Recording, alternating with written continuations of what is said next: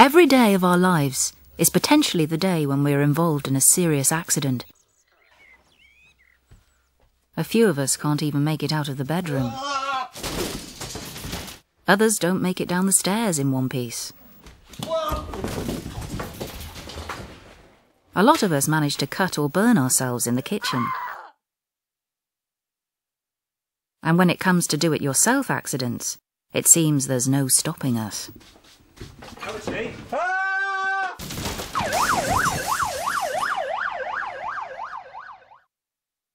Even if we manage to avoid an accident at home, there's plenty more ways we can kill and injure ourselves and others on the roads.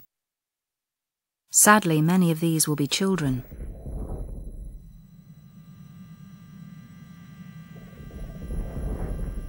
And how many of us have had a near miss recently? Think. Slow down. And when we get to work, are we any safer? Well, statistically we are, but still far too many of us lose eyes or limbs, fall from height, get hit by moving vehicles, or do stupid things which cost us dearly for the rest of our lives.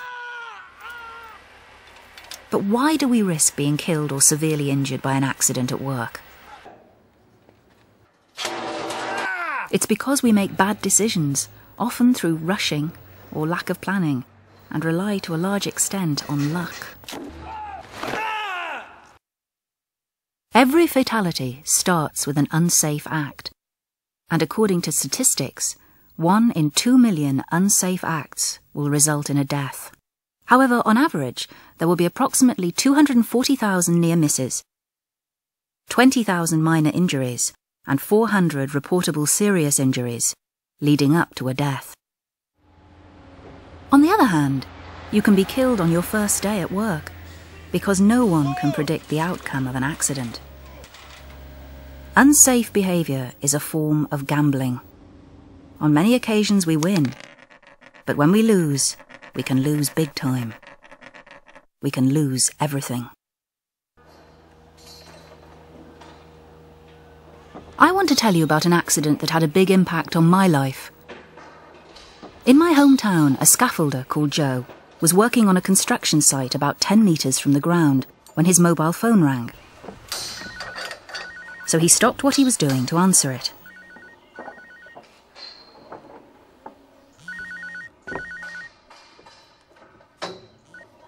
Hello, love, what's up?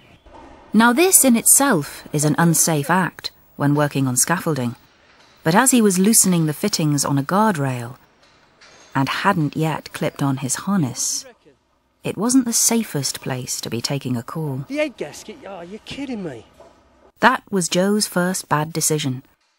He could have left his phone in his locker or switched it off and looked at his messages during his break, but he didn't. Well, what's it going to cost? He chose to ignore an important safety rule that he had only been reminded about by his supervisor that very morning. Mobile phones.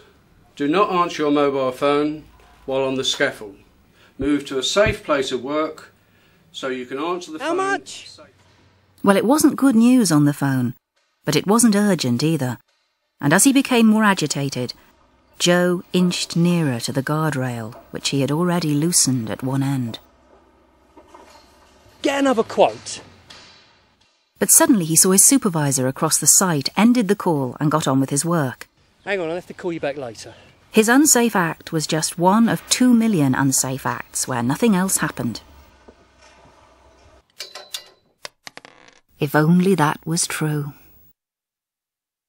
Fortunately for Joe, or unfortunately as it turned out, his supervisor was called back at the last moment, so Joe carried on talking on his mobile. OK, but I shouldn't be on the mobile up here. What actually happened next was that Joe's mate Darren came along the scaffold and had to squeeze past him. Darren went to lean on the guardrail, but Joe suddenly remembered that he had loosened it. Darren gave Joe a bit of a ticking off and should have reported the incident as a near miss. But they were good mates, and it had never happened before. It was just one of 240,000 near misses that remain just that. Near misses. The type we've all had at some time in our lives.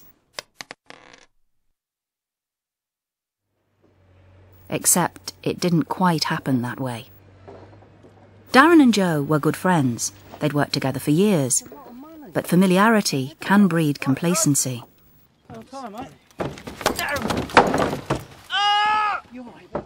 Sorry, mate. Luckily, Joe's quick reaction saved Darren from falling off the scaffold when the guardrail gave way.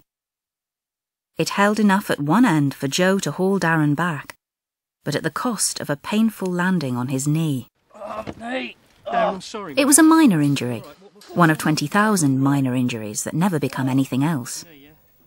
A bit of first aid, a bit of sticking plaster, and a relieved friend who realises that it was his fault, but is too embarrassed to report himself to his supervisor. I'm so sorry, mate. I've never done anything like that before. You know that. But Joe didn't get away with it.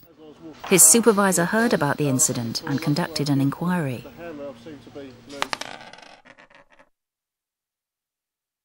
Joe was reprimanded by his supervisor and given a warning that his unsafe act would be held on record and any further breaches of safety would not be tolerated. Well, it will be recorded and it will last on your record for 6 months. Darren, I understand... With 3 children and a new baby to support, Joe could not afford to lose his job. But apart from a minor injury to Darren and a warning as to his future behaviour, the cost of the accident was very small.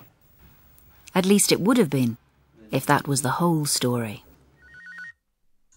What actually happened that day is this. Joe did answer a phone call whilst he was in the act of loosening the guardrail fittings. Hello, love. What's up? He almost ended the call when he saw his supervisor. And Darren was pushing him to get a move on. But nothing happened to Darren. In almost all serious accidents, 85% of them could have been prevented by the person who had the injury. But Joe failed to see the hazard caused by loosening the guardrail while not clipped on. He didn't realise who might be in danger of an accident. He didn't think about the risk of answering his phone while in an unsafe position. And so there was nothing to prevent what happened next. Just see if you can knock him down. Joe!